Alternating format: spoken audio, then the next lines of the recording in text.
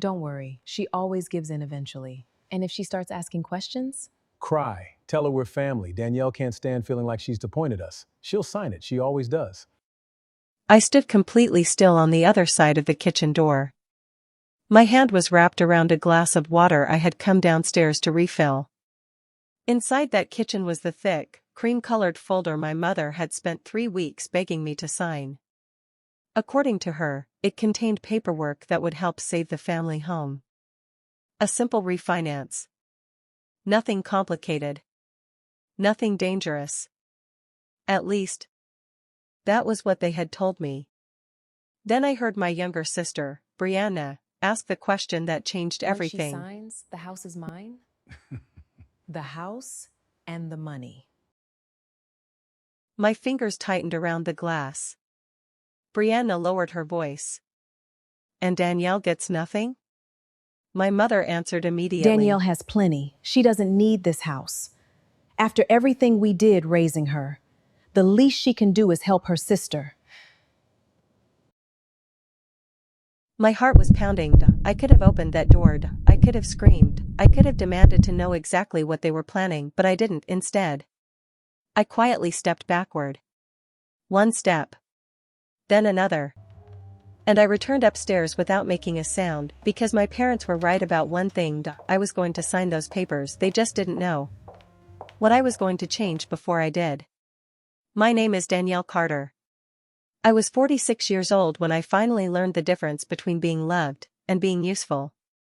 For most of my life, my family had done an excellent job making those two things feel exactly the same. I was the oldest of 2 daughters. My younger sister, Brianna, was 8 years younger than me. And according to my mother, Brianna had always needed more. More patience, more understanding. More chances, more help. If Brianna forgot to pay a bill, she was overwhelmed. If I forgot something, I was irresponsible. If Brianna quit a job, she was finding herself. If I complained about work, my father reminded me that grown women handled their responsibilities without making excuses. That was how things worked in our family. Brianna made mistakes. And somehow, I paid for them. When Brianna was 23, she called me crying because her car had been repossessed. I paid almost $4,000 to get it back. When she was 27, she started an online clothing business. It failed within 9 months. She owed suppliers, credit cards. Even 2 friends who had loaned her money. I paid nearly $11,000 to clean up the mess. Then, when she was 33, she and her husband fell behind on their rent. Guess who my mother called? Not Brianna. Me. Your sister could end up homeless. So once again, I sent the money. And every single time I helped, my mother said exactly the same thing. Family doesn't keep score, Danielle. For years, I believed her. Until I realized something. My family absolutely kept score. They simply never counted anything I did. I had built a good life for myself. Nothing flashy. I worked in commercial property management in Atlanta, and I had spent nearly 20 years slowly building my career. I bought my own home at 34. I invested carefully. I lived below my means. I rarely posted vacations online. I didn't buy expensive things just to impress people, and apparently, that convinced my family that money came easily to me. They never saw the weekends I worked. They never saw the nights I sat at my dining room table reviewing contracts until midnight. They only saw the result: Danielle had money. Therefore, Danielle could help. And if Danielle could help, then Danielle saying no was selfish. The house my parents lived in had been in our family for almost 30 years. It was a beautiful brick home outside Atlanta. White columns dot a wide porch. And an enormous oak tree in the front yard. I loved that house. Christmas mornings, birthday dinners, Sunday afternoons. That house held some of the happiest memories of my childhood. So when my father called me 3 years earlier and told me they were close to losing it, I panicked. He had made several bad investments after retirement. My mother barely knew what had happened. By the time they finally told me the truth, they were months behind on several obligations tied to the property. And once again, I stepped in. But that time, I did something differently. Instead of simply writing another check, I hired an attorney. Her name was Laura Mitchell. Laura had handled several property matters for me over the years. She was calm, methodical, and almost impossible to intimidate. She insisted that if I was putting that much money into my parents' property, I needed protection. So we structured everything properly. My parents signed the agreements. I signed. Everyone understood what the documents meant, or at least, I thought they did.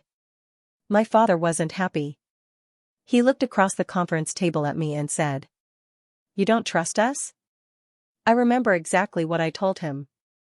"It isn't about trust, Dad. It's about doing things properly." Eventually, he signed. My mother signed too, and after that, nobody mentioned the agreement again. For 3 years. Until the night I stood outside that kitchen door. The morning after I overheard them, I behaved as though nothing had happened. My mother made coffee. My father sat at the breakfast table reading the news on his tablet. Brianna came downstairs wearing one of my mother's robes. She smiled when she saw me. "Morning, big sis." I looked at her. "Morning." She poured herself coffee. Then my mother casually placed the cream-colored folder beside my elbow. "Don't forget about Friday." I looked down at it. "Friday?" "The paperwork." She smiled. "The bank wants everything completed before the weekend." My father looked over his glasses. "It's just routine paperwork, Danielle. Your mother already explained everything." I picked up the folder. Then I looked toward Brianna. She quickly looked away. "Interesting. When exactly do you need my signature?" My mother smiled. "Friday night would be perfect. We're having dinner anyway." I nodded. "All right." For the first time that morning, Brianna looked directly at me. And there was something in her expression. Relief. Maybe even triumph. I smiled. "I'll sign Friday." My mother reached across the table and squeezed my hand. "I knew we could count on you." I almost laughed. Instead, I finished my coffee. And I took the folder home. At 11:15 that morning, I photographed every page. At 11:40, I emailed everything to Laura. Less than 2 hours later, my phone rang. Laura didn't even say hello. "Danielle, where did you get these documents?" "My parents." Silence. Then she asked, "What did they tell you these were?" "A refinance." Another silence. Longer this time. Then Laura said the 6 words that changed everything. "Danielle, this is not a refinance." I sat up straight. "What is it?" "These documents restructure ownership of the property." My stomach tightened. "To who?" There was a short pause. Then she said it. "Your sister." I already knew. But hearing Laura confirm it made the betrayal real. Then she said, "There's more." Of course there was. Laura explained that the documents were designed to move significant ownership interest in the house toward Brianna, while restructuring debt associated with the property. But my signature wasn't simply acknowledging the transaction. My signature could make me responsible for financial obligations connected to it. I felt cold. "Let me understand this." I spoke slowly. "They want to give Brianna the house. And potentially make me responsible for the debt?" "Yes." I closed my eyes for several seconds. Neither of us spoke. Then Laura asked, "Did your parents tell you any of this?" "No." "Did your sister?" "No." Her response was immediate. "Then do not sign anything." That should have been the end of it. Don't sign. Confront them. Walk away. But I could still hear my father's voice from the kitchen. "She'll sign it. She always does." And suddenly, simply refusing wasn't enough. I wanted my family to finally understand something they had refused to understand for decades. I was not their emergency fund. I was not Brianna's backup plan. And I was no longer the daughter they could manipulate with 2 words. But family. Then I remembered something. Laura? Yes? Do you still have the documents from when I helped them save the house 3 years ago? Yes. Read them. I heard her keyboard, then silence. A minute passed, then another. Finally, Laura said one word. Oh. I leaned forward. What? Another pause then. This changes things. 3 years earlier, when I rescued my parents financially, Laura had insisted on protecting me. Instead of giving them tens of thousands of dollars with nothing in writing. The arrangement had been legally tied to the property through an entity I controlled. At the time, my father complained about it. But he signed. My mother signed. Then everyone apparently forgot about it. Everyone. Except Laura. And me. Now that old agreement meant my parents couldn't simply rearrange everything the way they were planning. Without addressing my existing financial interest. Laura explained everything carefully. Then she said. I strongly suggest you don't attend this dinner alone. For the first time that day. I smiled. I wasn't planning to. Over the next 3 days. My family became strangely affectionate. Tuesday morning, my mother called. Just checking on you. She hadn't randomly called to check on me in months. Wednesday. My father sent me a message. Proud of the woman you'd become. Thursday morning. Brianna sent one too. Love you, big sis. We should take a girls' trip soon. I stared at the message for almost a minute. Then I typed, love you too. That afternoon, my mother called again. You still remember dinner tomorrow? Yes. And you'll bring the folder? Yes, Mom. She exhaled, wonderful.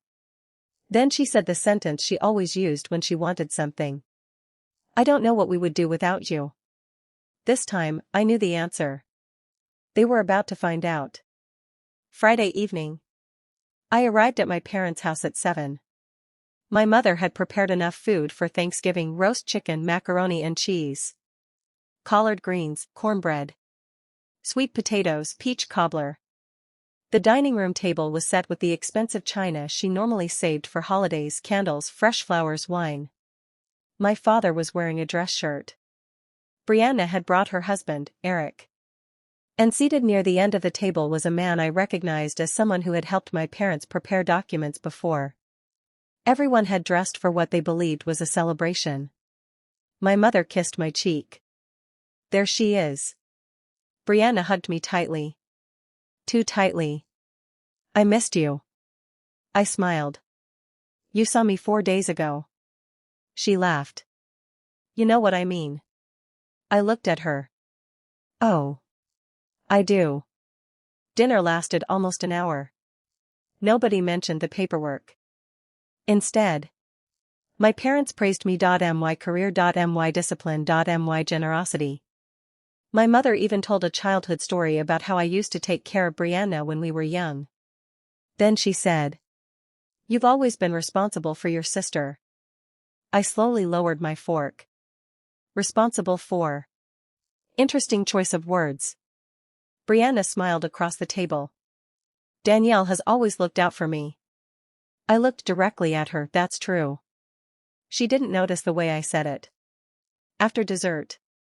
My father cleared his throat. Well. There it was. He pushed his chair back. I suppose we should take care of the boring part. My mother laughed. Then we can relax. She retrieved the cream-colored folder. For a brief second, I looked at Brianna. She was trying very hard not to smile. The documents were placed in front of me. Then the pen.my father leaned back.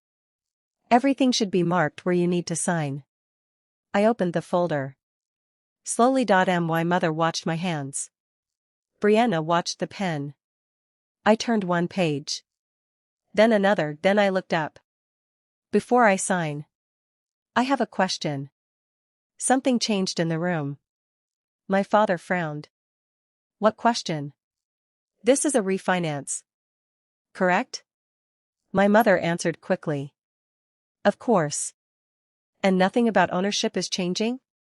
Silence. 1 second. 2. Then my father spoke. There are some technical adjustments. Nothing you need to worry about. I tilted my head. Technical adjustments? Yes. I looked at Brianna. Do you know what those adjustments are? Her face tightened. Why are you asking me? I'm just curious. My mother interrupted. Danielle, please. We've had such a lovely evening. There it was, the warning. Don't ruin this. Don't make things uncomfortable. Don't ask questions. Be the good daughter. For 46 years. It had worked. I looked down at the documents. Then I smiled. You're right. I picked up the pen. My mother relaxed. My father leaned back. Brianna's eyes dropped to my hand. And then I signed. At least, that was what they thought I was doing. Earlier that afternoon, Laura and I had made sure I would not unknowingly accept the obligations they were trying to push onto me. I placed the pen down. My mother smiled. See? That wasn't so difficult. I looked at her. No. It wasn't. Then I reached into my handbag and pulled out another envelope. I placed it in the middle of the table. Brianna's smile disappeared. What's that? I looked at her. One more document. My father frowned. What document? The one my attorney prepared. After she reviewed the papers you gave me. Nobody moved. My mother blinked. Your attorney? Yes. Why would you show these to an attorney? And that question told me everything. If the documents were harmless, why should it matter? I leaned back. Because I wanted to understand what I was signing. My father's expression hardened. I already explained it to you. No, Dad. You told me it was a refinance. It is. No. It isn't. Silence. Brianna looked at my parents. My mother looked at my father. Eric looked completely confused. I continued. It transfers ownership interest to Brianna.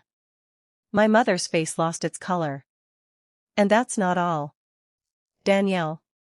I raised my hand. For once, Mom.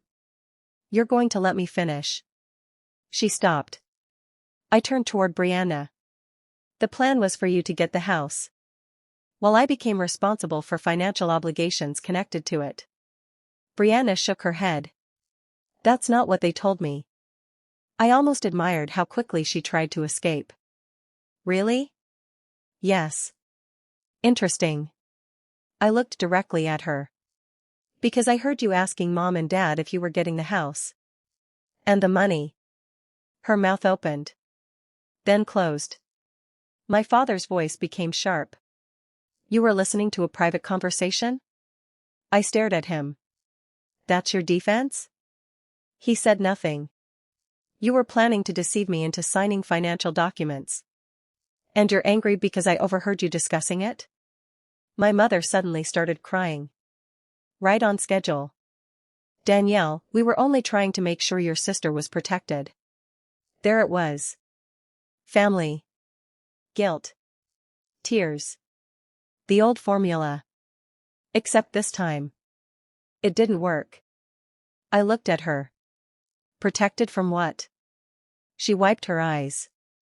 Life has been harder for Brianna. I laughed. Not because anything was funny. But because for the first time, I could hear how ridiculous it sounded. Life has been harder for Brianna because every time she makes a bad decision, one of us fixes it. Brianna stood up. You think you're better than me? No. You always have. No, Brianna. I think I'm tired. She stared at me. Of what? Paying for everyone else's choices. The room went completely silent. Then my father leaned forward. You have more money than your sister. What exactly would it cost you to help? That question hurt more than I expected. Not because it was cruel. Because he genuinely believed it. He believed the amount of money in my bank account determined how much deception I was supposed to tolerate. I looked at him. Do you know how much money I've given this family? My mother whispered. Family doesn't keep score. I turned toward her. No. People who benefit from the score usually don't. Nobody had an answer. Then I opened the envelope I'd brought. There's another problem with your plan. My father stared at me. What? You remember 3 years ago when I helped you save this house? Of course. Do you remember the agreement you signed? His expression changed. It was subtle. But I saw it. I continued. The agreement protecting the money I put into this property.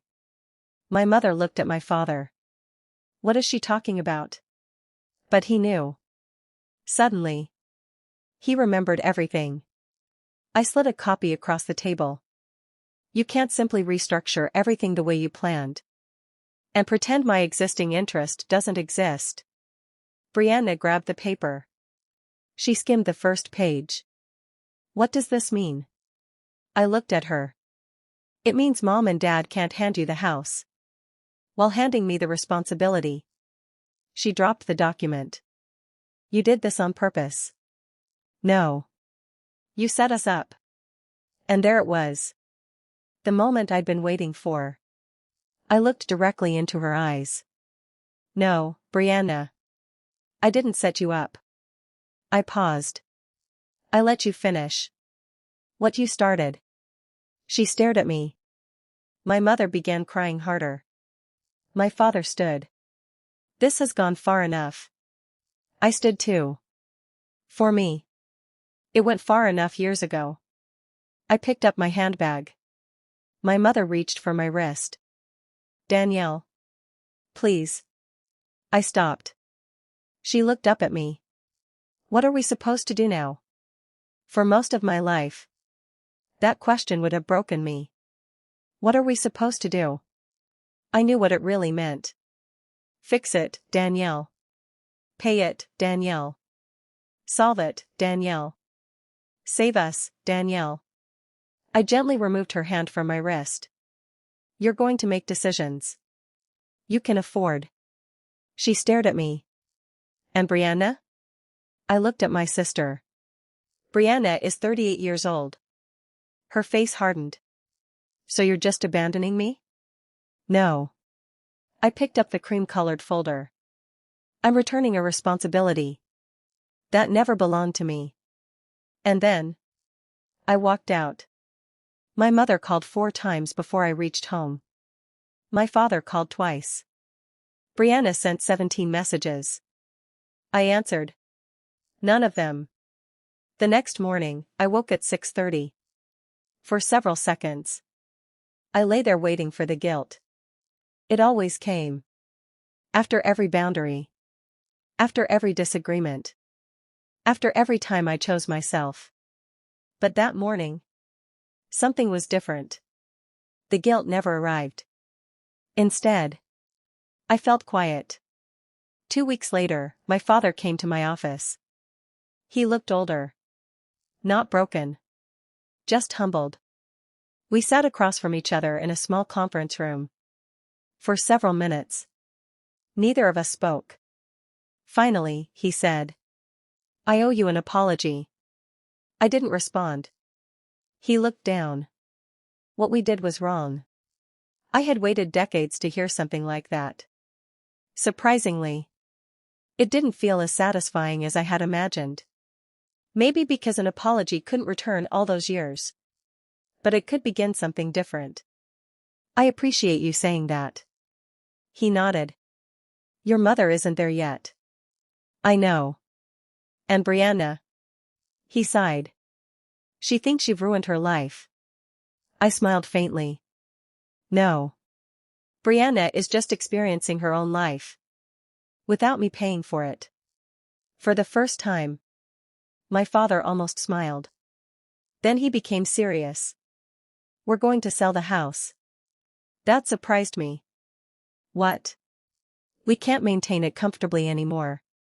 Your mother and I talked. We're going to downsize. I studied his face. And Brianna? She'll have to make her own arrangements. I nodded. That was all I had ever wanted. Not revenge. Responsibility. 6 months later. My parents sold the house. Everything connected to my financial interest was properly resolved. They moved into a smaller home about 20 minutes away. My mother didn't speak to me for almost 3 months. When she finally called, she didn't apologize. Not exactly. She said, "I miss my daughter." And for once, I didn't rush to make her comfortable. I answered, "Then maybe we should learn how to have a relationship that doesn't involve me fixing something." She was quiet for a long time. Then she said, "I'd like that." Brianna took longer. Much longer. Her marriage became strained after the house disappeared from her plans. She had apparently counted on moving into it. Eventually, she found a job with a medical billing company. And for the first time in years, she began paying off her own debts. We didn't become best friends. This isn't that kind of story. Some relationships don't return to what they were. Sometimes. That's the point. As for me, I did something I had been postponing for almost 7 years. I bought a small cottage near a lake, about 90 minutes outside Atlanta. Nothing enormous. 2 bedrooms. A screened porch. An old wooden dock. The first evening I stayed there, I sat outside with a cup of tea while the sun disappeared behind the water. Then, my phone rang. Mom. I stared at the screen. Once, seeing her name would have made my stomach tighten. I would immediately wonder what had happened. Who needed money? Who needed rescuing? What problem was about to become mine? But that evening, I simply looked at the phone. Then I placed it face down beside me. Not because I hated my mother. Not because I wanted to punish her. But because I finally understood something I wish I had learned much earlier.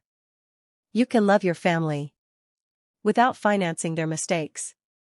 You can care about someone without allowing them to manipulate you. And saying no doesn't make you cruel. Sometimes saying no is the moment you finally teach people that loving you and using you are not the same thing. My mother spent years telling me that family doesn't keep score. Maybe she was right about one thing. I don't keep score anymore. I simply stopped paying everyone else's bill. And for the first time in 46 years, that felt like freedom. If you were Danielle, what would you have done? Would you have confronted your family the moment you overheard them? Or would you have stayed quiet and let them expose themselves at that dinner? Tell me in the comments. And if you enjoy emotional stories about family, betrayal, secrets, and unexpected justice, subscribe to the Last Page Stories. Because sometimes, the truth doesn't appear until the very last page.